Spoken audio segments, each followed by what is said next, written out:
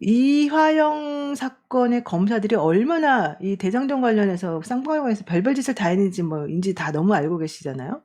그런데 당시 수사검사가 결국은 이제 김성태 말을 신빙성 있는 것으로 들을 수 있느냐 없느냐 이제 이런 게 중요했었잖아요.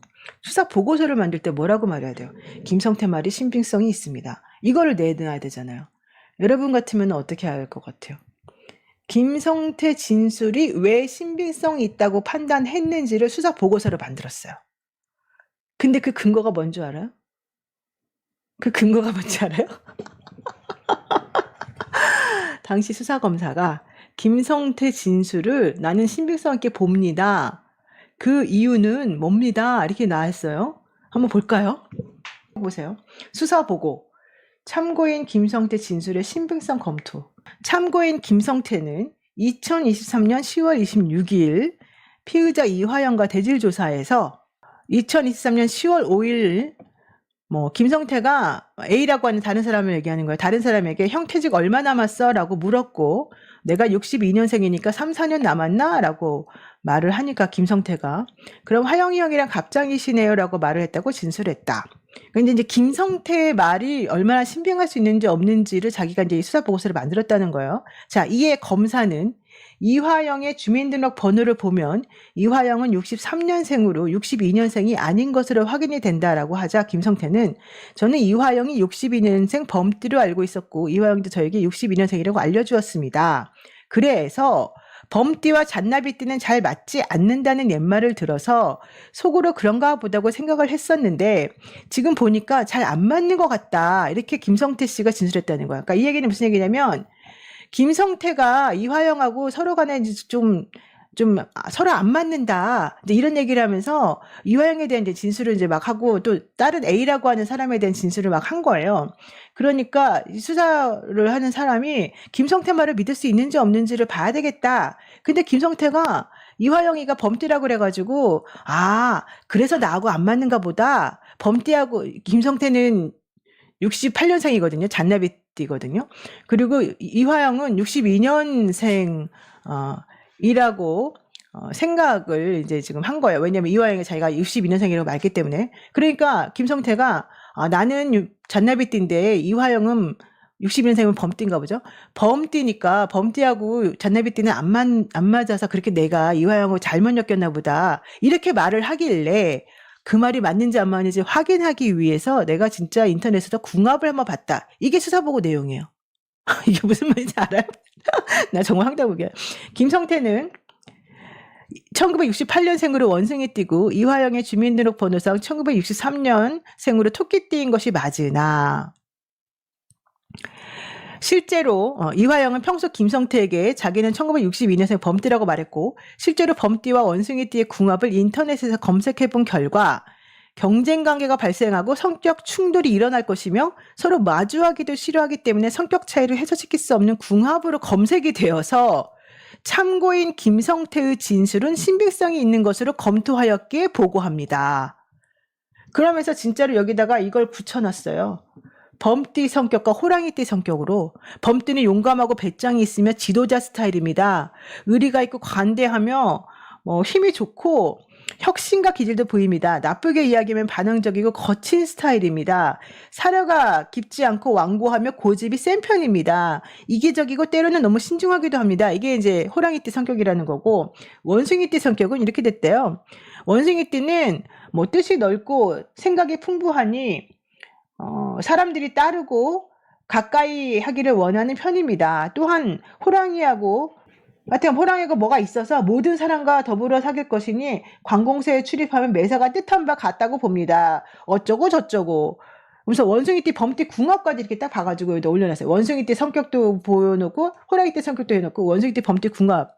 그러면서 범띠와 원숭이띠는 경쟁관계가 발생하고 성격 충돌이 일어날 것입니다. 공통의 관심사가 없는 편입니다. 서로 마주하기도 싫어하기 때문에 성격 차이를 해소시킬 수 없는 궁합입니다. 남자가 원숭이띠 여자가 범띠면 어쩌고 남자가 범띠 여자가 원숭이띠면 어쩌고 이거를 진짜로 여기 수사보고서에 만들어서 붙여놨다니까요. 그리고 여기 보세요. 원숭이띠 범띠 궁합 부침 인터넷 검색 블로그 내용 일부 끝 2023년 10월 26일 위 보고자 어쩌고 저쩌고 이게 뭡니까 도대체가. 에? 이게 있을 수가 있는 일인가요? 자, 이게 어떤 상황에서 벌어진 일이었느냐? 이게 그 그러니까 이화영 부지사가 그 실질적으로 그 말을 하다가 10월경에 이제 말을 또 좀 바꿔요. 아시다시피 이화영 부지사가 말을 계속 이제 이랬다 저랬다 막 해서 말을 바꾸잖아요. 그러니까 그것 때문에 이제 막 별건이 들어가고 이 사람을 압박하기 위해서 이제 난리가 났었어요. 그래서 A라고 하는 이제 경찰 진급 청탁 명목으로 이화영한테 뇌물 줬다라고 하는 이제 그 별건을 하나를 또 사건을 가지고 와가지고 이화영을 또 압박하는 거예요. A라고 하는 사람 관련해서. 그러면서 김성태가 이 A라고 하는 사람으로부터 이화영에 대한 얘기를 들었다. 이제 요 얘기를 하는 거를 듣고 김성태의 그 말이 맞는지 안 맞는지를 확인하기 위해서 내가 인터넷으로 궁합을 봐가지고 이 보고서를 첨부한다. 이렇게 지금 수사 보고서가 만들어진 거예요. 이게 무슨 말인지 알겠어요? 와, 진짜 황당하지 않습니까? 그러니까 이 별건으로 이화영을 압박하는 수단으로 이 A라고 하는 사람이 이화영에게 뇌물 줬다라고 하는 또 시나리오를 하나 만들어 놓은 거예요. 그러면서 그 A라고 하는 사람이 이화영한테 뇌물을 줬다라고 하려면 실제 A라고 하는 사람이 이화영에 대해서 잘 알아야 되고 그 당시 상황에 대해서 구체적으로 뭔가 설시를 해야 되잖아요. 그 설시했다는 말을 누가 해주느냐? 김성태가 해주는 거예요. 그러니까 이화영은 당연히 그런 안 했다고 주장할 거 아니에요? 그러면 김성태의 말을 믿을 수 있는지 없는지 내가 수사관으로서 수사 보고를 하겠다라고 하면서 수사 보고에 그런 내용을 적어놨는데 그 신빙성 있다라고 하는 말의 근거는 궁합이라는 거예요. 김성태가 궁합 얘기를 했다고. 그래서 진짜 궁합 관련된 내용을 적어가지고 여기다 붙여놓은 거예요. 이게 말이 되냐고요. 이런 일이 벌어졌다는 거예요. 이게 검사들이 만들어낸 수사 기록에 편철이 되어 있고 이거를 재판할 때 법원에다가 낸단 말이에요. 누가? 검사들이. 수사 보고라는 형태로. 여러분 수사 보고라고 하는 거는 수사관이 진짜 수사를 해가지고 갖다 내야 되잖아요. 근데 김성태 말을 믿을 수 있어요? 왜? 김성태가 궁합이 어쩌고 저쩌고 말했기 때문이에요. 근데 내가 진짜로 그 사람 말이 맞는지 인터넷 찾아보니까 그렇게 나와 있네요. 아, 그러니까 그 사람 말이 맞네요. 그러니까 김성태 말을 믿어도 됩니다. 이걸 했다는 거예요. 여기 보시면은 이제 이 얘기가 그 얘기예요. 여기 이 수사 보고서에 여기 노란색으로 줄쳐놓은 게 이제 이거예요. 평소 김성태에게 이화영은 1962년생 범띠라고 했고 실제로 범띠와 원숭이 띠의 궁합을 인터넷에서 검색해 본 결과 경쟁 관계가 발생하고 성격 충돌이 일어날 것이며 서로 마주하기도 싫어하기 때문에 성격 차이를 해소시킬 수 없는 궁합으로 검색이 되어서 참고인 김성태의 진술은 신빙성 있는 것으로 검토합니다. 이렇게 해서 내가 보고서를 만들었습니다.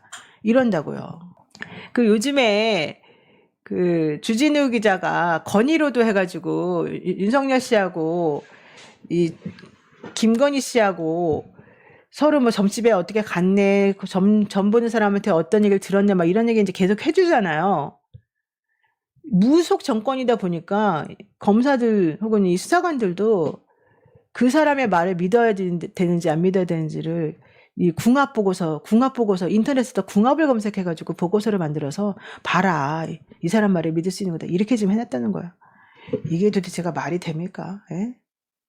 아니 게다가 이화영 씨는 63년으로 되어 있거든요, 이 주민으로서. 그러면 실질적으로 범죄를 볼 게 아니라 63년생이면 토끼띠잖아요. 그럼 김성태가 원숭이 띠니까 원숭이 띠하고 토끼띠 거를 봐야 되는 거 아니에요? 아니면 범띠랑 원숭이 띠 것도 만들어 보고 토끼띠하고 원숭이 것도 보고 그래서 두 개를 다 같이 붙여놔야지 맞는 거 아니에요? 이게 지금 있을 수가 있는 일이냐, 이걸 지금 여러분들한테 내가 궁금해서 물어보는 거예요. 여러분들 같으면 이게 진짜 이런 수사 방식을 이해할 수 있습니까? 야, 기성남님, 검찰이 되려면 사주 역학 신내림이 필수가 되겠습니다. 김건희 검찰 닮네요. 철이님, 어처구니 없네요. 정말 한심스럽습니다. 진짜 너무너무 한심스럽죠. 예? 헤이헤이님, 김한빵 문자 복붙한 느낌이네요. 논문도 궁합 유지. 진짜 똑같지 않습니까? 예. 진짜 이게 나온다니까요. 그러니까 이거를 보면서 얼마나 웃기겠어요? 솔직히 말해가지고. 이게 바로 지금 이 대장동 쌍방울 특검, 이 김성태 관련 등등등 해가지고 나온 이 수사에 만들어진 증거들입니다. 그리고 실질적으로 객관적인 증거가 없어요. 실질적으로 그 리오남을 만났네 안 만났네 가지고도 국정원에서 객관적으로 증거서 그런 거 아니다라고 얘기하니까 박상용이가 국정원 말을 어떻게 믿냐, 만났다는데 이러고 나오잖아요. 그럼 만났다고 하는 근거가 뭐냐? 그러면 김성태 말이라는 거예요. 또 실제 돈을 줬다라고 하는 증거가 어딨냐? 김성태 말이라는 거예요. 근데 실제 그 많은 돈을 어떻게 숨겨가지고 어떻게 외화를 빼돌려가지고 어떻게 전달했다는 건지도 제대로 안 나와요. 근데 판사가 그거를 인정해줬다 그러면서 돈 준 게 맞지 않느냐? 판사가 인정했으니까 우리 말이 맞지. 이렇게 지금 된다는 거예요. 이게 완전히 주객이 전도되고 자기네가 증명하려는 걸 가지고서 그걸 근거로 삼고 있는 거고 좀 원인과 결과가 다 뒤죽박죽이 된 거지 이런 거잖아요. 이게 지금 있을 수가 있는 일이냐는 거예요. 도대체가 무슨 소리인지를 못 알아듣겠는 얘기가 너무 많은 거예요. 근데 이런 걸 가지고서 검사들이 기소를 해. 그러면 판사가 그걸 가지고서 도대체 이게 말이 되냐 해가지고 객관적으로 안 맞는 것들에 대해서는 다 체크를 해줘야 되거든요. 근데 그냥 검사가 갖다 주면은 그게 그대로 믿어버려.